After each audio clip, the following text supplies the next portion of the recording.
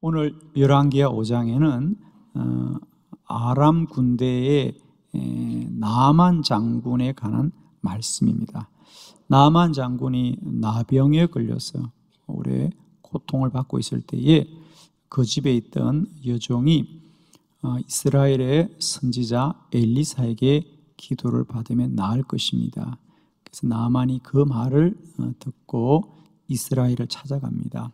선지자 엘리사를 찾아갔을 때 선지자가 그 병은 요단강에 가서 7번 몸을 씻으면 나을 것입니다. 그랬습니다. 그런데 나만은 그 말을 듣고 성경에 보면 노하였더라, 화를 내었더라 그럽니다.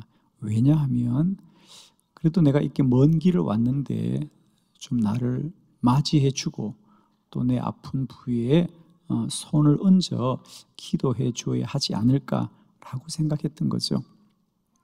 그래서 나만이 돌아가려고 하지요.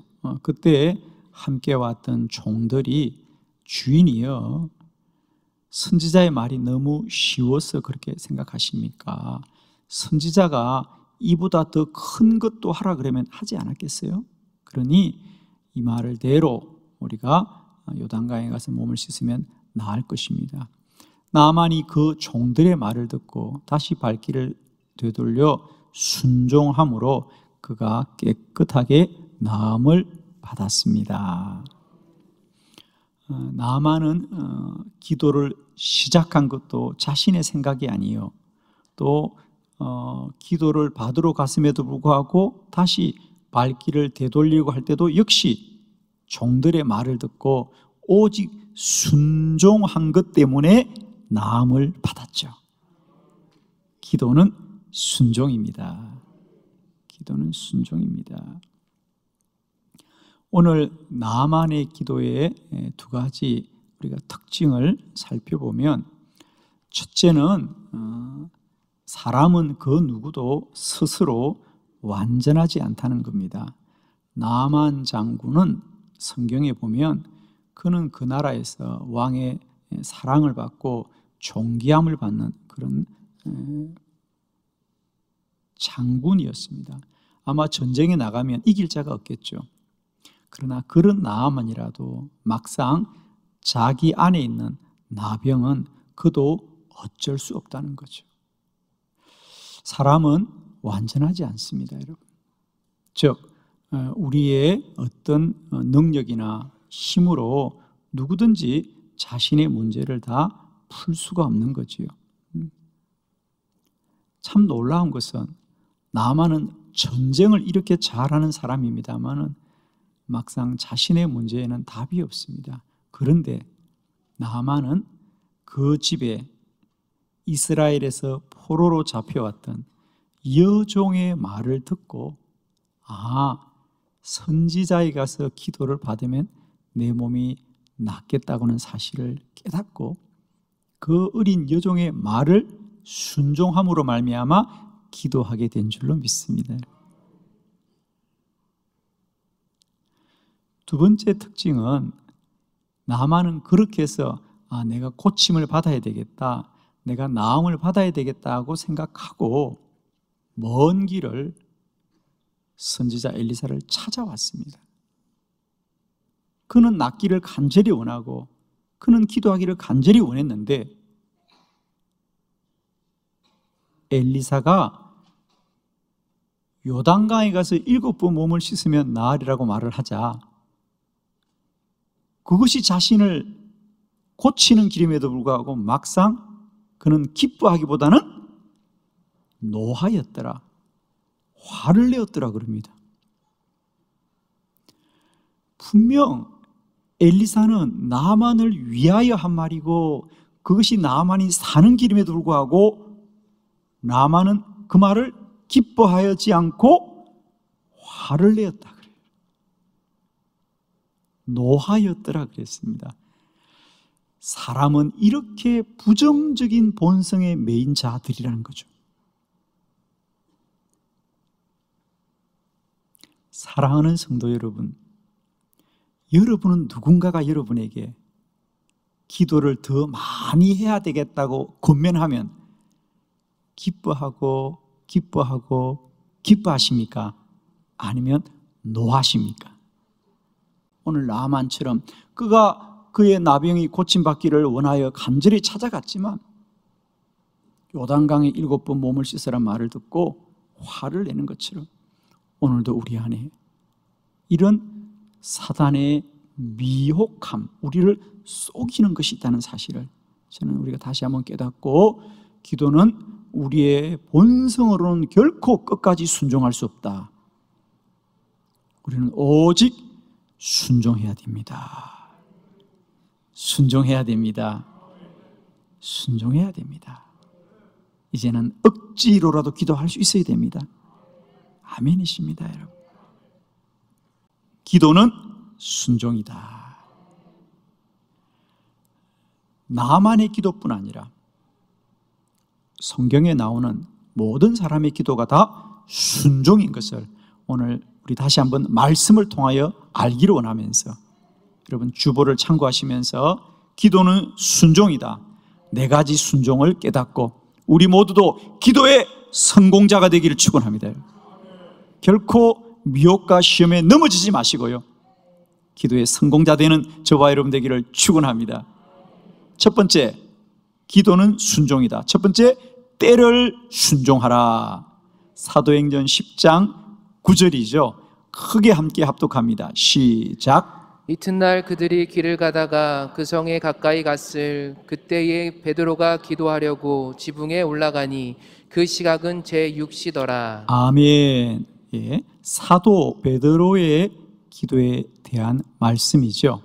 오늘 본문에 보면 이튿날 그들이 길을 가다가 그 성에 가까이 갔을 그때에, 여기가 한 단락입니다. 사실 그리고 단락이 바뀌어져야 돼요. 그때에 한편 베드로는 기도하려고 지붕에 올라가니 그 시각은 제6시더라. 그래서 우리가 장면으로 하면 2장면이 되어야 돼요. 한 장면은 그들이 이 요빠 성에 가까이 오고 있습니다. 그들은 누구냐? 저 멀리 가이사라에 있는 백부장 고넬료가 보낸 사람들이죠. 이제 그 사람들이 주님의 말씀을 붙들고 온 거죠. 베드로를 청하여 너희가 말씀을 들으라. 그들은 이 말을 베드로에게 전하려고 그 먼 길을 좀 오고 있는 중입니다. 드디어 그들이 이제 이 베드로가 머물고 있는 성에 점점 가까웠을 그때에 한편 요빠에서 복음을 전하던 베드로는 갑자기 기도하려고 지붕에 올라갔더라. 그리고 그 시각은 제6시더라. 6시는 우리나라 시간으로 환산하면 정오 12시가 되겠습니다. 식사 시간이죠. 왜 베드로가 지붕에 올라가 기도했느냐? 집 안에는 이미 식사 준비로 분주하고 기도할 자리가 없습니다. 사실은 여러분은 식사 시간이면 식사를 하고 기도합니까? 기도하고 식사를 합니까? 무슨 말입니까? 대부분의 사람은 식사하고 기도하죠, 그죠? 식사하고 기도해도 되잖아요. 그런데 베드로는 식사 시간인데 지붕에 올라가서 기도를 한단 말이죠. 왜? 그것은 그만큼 그의 마음이 기도하기를 간절히 원하였더라. 여러분에게도 그런 마음이 있는 줄로 믿습니다. 분명히 우리가 식사를 해야 되고요, 사람들이 다 식사하는데 유독 나는 그 식사하는 일보다 기도하는 것이 더 급하게 내 마음속에 불타게 올라오는 겁니다.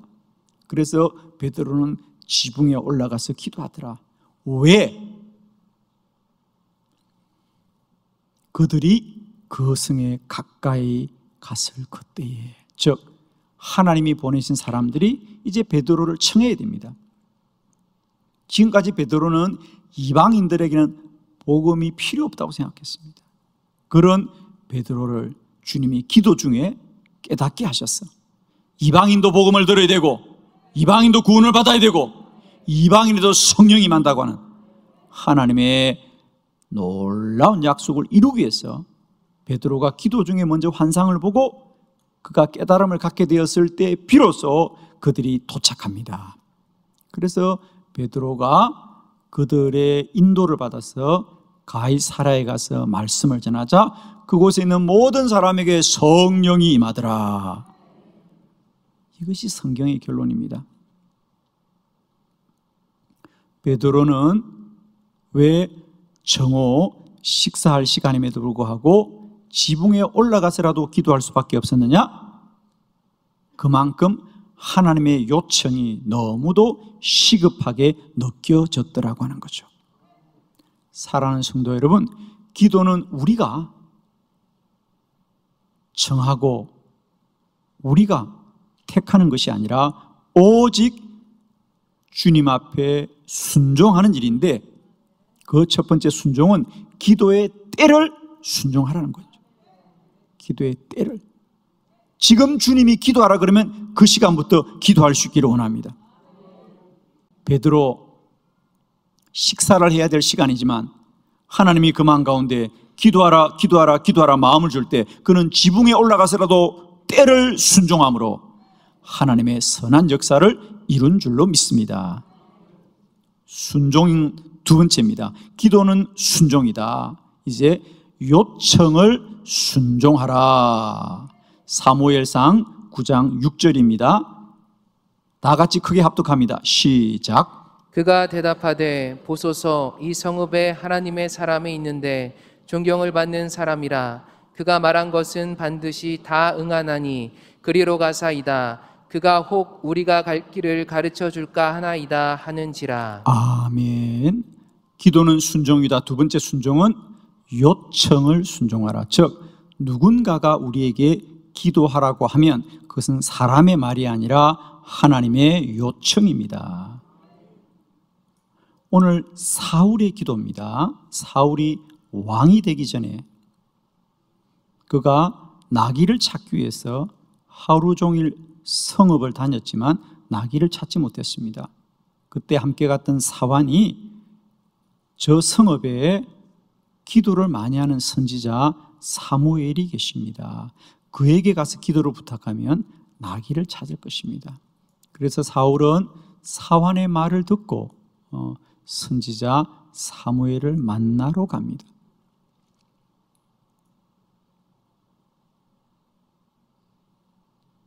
사울은 사환이 말을 해서 저기 기도하는 사람을 찾아가자고 그래서 가는 겁니다. 그런데 성경은 사울이 선지자 사무엘을 만나러 간 이 일에 대해서 뭐라고 하느냐, 이게 중요합니다. 여러분 우리가 뭘 했냐가 중요하지 않고 우리가 하는 그 일이 하나님 앞에서 어떤 일인가가 중요하죠. 그게 중요하죠. 자, 그게 어떤 일인지 우리 16절에 성경이 기록하고 있습니다. 우리 사무엘상 9장 16절이죠. 함께 크게 합독합니다. 시작. 내일 이맘때에 내가 베냐민 땅에서 한 사람을 내게로 보내리니 너는 그에게 기름을 부어 내 백성 이스라엘의 지도자로 삼으라. 그가 내 백성을 블레셋 사람들의 손에서 구원하리라. 내 백성의 부르짖음이 내게 상달되었으므로 내가 그들을 돌보았노라 하셨더니. 아멘. 오늘 사울이 나귀를 찾기 위해서 사무엘에게 기도를 부탁하러 가는 그 길인데 그 길에 대해서 성경이 설명을 해줍니다. 어떻게? 하나님이 선지자 사무엘을 먼저 찾아오십니다. 사무엘은 오늘 나귀를 찾다가 나귀를 찾지 못하여 오늘 기도해야 되겠다고 마음을 먹었는데 성경은 뭐라 그래요? 사울이 오기 하루 전날에 하나님이 먼저 사무엘을 찾아오셔서 오늘 16절 내일 이맘때에, 그러니까 이 이야기는 어제 한 것이 어제. 내일 이맘때 내가 베냐민 땅에 한 사람을 내게로 보내리니 너는 그에게 기름 부어 내 백성 이스라엘 지도자 삼으라. 사울이 베냐민 지파 사람이죠. 그러니까 사울을 너에게 보내겠다. 사울은 오늘 나귀를 찾지 못하여서 그 사환의 말을 듣고 가는데 하나님은 어제 이미 내가 사울을 너에게 보내겠다 그래. 그러면 오늘 사울이 선지자를 만나러 가는 것은 사울의 생각입니까? 사환의 생각입니까? 하나님의 요청입니까? 하나님의 요청입니다.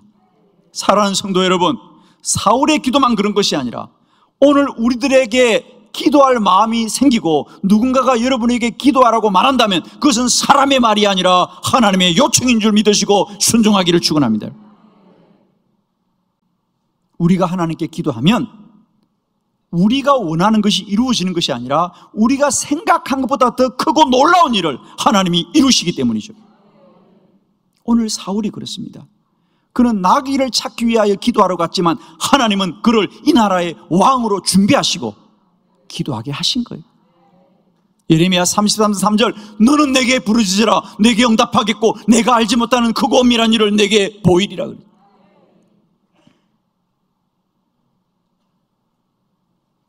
우리는 이방 신상 앞에 비는 자들이 아니고요, 살아계신 하나님 앞에 기도하는 기도자인 줄 믿습니다. 비는 것은 내가 필요할 때만 빌면 됩니다. 그러나 기도는 언제나 하나님의 뜻이 먼저 있기 때문에 하나님이 기도하라고 요청하시면 언제나 순종해야 될 줄 믿습니다. 살아가면서 이제는 바람결에라도 기도할 마음이 내 안에 들어온다면 우리는 순종하시기 원합니다. 길을 갔다가 스쳐 지나가는 바람 소리에도 기도해야 되겠다는 마음이 있으면 그것은 하나님이 주신 마음이다. 기도는 하나님의 일이고 기도는 하나님의 요청임을 믿으시고 순종하면 하나님이 우리 안에 크고 놀라운 일을 이루실 줄 믿습니다. 기도는 순종입니다. 세 번째, 기도가 순종이다. 기도가 순종이다. 오직 순종하라. 민수기 21장 7절의 말씀 다 같이 합독합니다. 시작. 백성이 모세에게 이르러 말하되 우리가 여호와와 당신을 향하여 원망함으로 범죄하여 싸우니 여호와께 기도하여 이 뱀들을 우리에게서 떠나게 하소서. 모세가 백성을 위하여 기도하매. 아멘. 모세가 백성을 위하여 기도하더라. 모세가 이 백성을 위하여 기도한다는 거죠. 이 백성이 누굽니까? 원망하는 백성들, 하나님께 원망합니다. 하나님은 그들을 복된 땅, 젖과 꿀이는 땅 가나안으로 인도하기 위하여서 그들을 지금까지 인도하는데 그들은 우리를 죽이려고 하느냐 원망하자 하나님이 정말 그들에게 불뱀을 보내서 그들을 죽게 합니다. 지금 그들이 기도하는 이유는 뭐냐? 모세에게 우리 좀 살려달라고 기도하세요.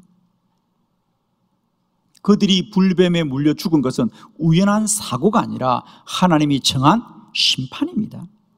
하나님이 정하신 일입니다. 하나님이 정하신 일이 기도한다고 바꾸질까요? 이것이 우리의 생각입니다. 그러나 모세는 어떻게 보면 그들의 요청이 옳지 않지만 그 백성들의 고통이 안타까워 모세는 백성을 위하여 기도하더라.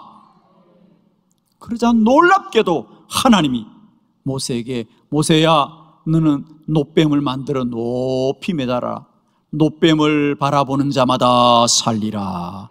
하나님이 은혜를 베풀어 주십니다. 기도는 하나님의 은혜를 누리는 축복의 통로인 줄로 믿습니다. 우리가 인생을 살아가다 보면 내 인생의 문제가 태산과 같이 느껴질 때가 있습니다. 불가능해 보일 때가 있을 것입니다. 기도해도 안 될 것 같은 절망이 내 안에 가득할 때도 있습니다. 생각하지 말고 기도합시다. 염려 말고 기도합시다. 이해할 수도 기도합시다. 여러분, 오직 기도로 순종하라. 하나님이 도우십니다. 하나님이 은혜를 베푸십니다. 하나님이 살리십니다. 오늘도 우리는 기도로 순종하되 오직 순종하자. 하나님이 은혜만을 소망하시면서 무릎 꿇고 순종할 때 반드시 하나님은 오늘도 살리는 놋뱀을 우리 안에 높이 매달아 주실 줄 믿습니다. 기도는 순종이다. 네 번째, 계속 순종하라. 사무엘상 23장 4절의 말씀 다 함께 합독합니다. 시작. 다윗이 여호와께 다시 묻자온데 여호와께서 대답하여 이르시되 일어나 그 일나로 내려가라. 내가 블레셋 사람들을 내 손에 넘기리라 하신지라. 아멘. 다윗의 기도입니다. 오늘 본문에 보면 다윗이 여호와께 다시 묻자온데, 그러니까 두 번째 기도를 했단 말이죠. 그 당시 문제는 거일라라고 하는 땅에 블레셋 사람들이 침략을 했습니다. 다윗에게 도와달라고 부탁을 했습니다. 그런데 그 당시 다윗은 거일라를 도울 수 있는 형편이 안 되었습니다. 왜? 다윗도 사울 왕으로부터 쫓기는 몸이었습니다. 그래서 그 일에 대하여 다윗이 첫 번째로 기도합니다. 하나님, 나도 쫓기는 신세인데 내가 과연 거일라에 가서 저들을 구원할 수 있겠습니까? 그러자 첫 번째 기도했을 때 하나님이 가라, 내가 반드시 너와 함께 하겠다 그랬어요. 그래서 다윗은 하나님의 응답을 받고 이제 거일라로 구원하러 가려고 하는데 함께 했던 부하들이 반대합니다. 그들의 반대는 당연한 반대입니다. 지금 다윗은 숨어서 몸을 피하고 사는 사람인데 이 큰 전쟁에 났으면 온 나라에 소문이 날 것이고 사울 왕도 그 소식을 들으면 분명 다윗을 죽이려고 할 것입니다. 그래서 부하들이 이 전쟁은 우리가 관여하지 않는 게 좋겠습니다. 다윗도 그 말을 들으니 사람의 말이 옳게 여겨졌습니다. 그래서 다윗이 다시 여호와께 기도하였다 그 말입니다. 다시 기도합니다. 그러자 하나님이 가라, 내가 블레셋을 너의 손에 넘기리라. 다윗이 다시 한번 기도하고 하나님의 응답을 듣고 거일라로 가서 블레셋을 물리치고 거일라를 구원하였습니다. 우리는 때때로 기도하지만 완전하지 않고 기도하지만 여전히 우리에게 흔들림이 있을 때가 있습니다. 다윗도 마찬가지입니다. 기도했지만 사람들이 반대하자 다윗의 마음이 흔들릴 수 있습니다. 여러분, 기도한다고 모든 것이 한 번에 다 해결되지는 않습니다. 그러나 우리는 기도를 계속해야 될 줄 믿습니다. 기도의 미혹함 중에 하나가 하나님의 뜻이면 단번에 해결되어야 되고 하나님의 뜻이면 빨리 해결된다는 생각을 하는데 그렇지 않습니다, 여러분. 기도는 순종입니다. 하나님의 때에 하나님의 방법으로 하나님의 뜻으로 기도는 응답되는 것을 믿으시고 우리는 기도가 응답될 때까지 기도를 포기하지 말고 기도를 계속하고 기도를 계속하고 기도를 계속함으로 순종하여서 우리 기도를 통하여 하나님의 선한 뜻 이루어지기를 축원합니다.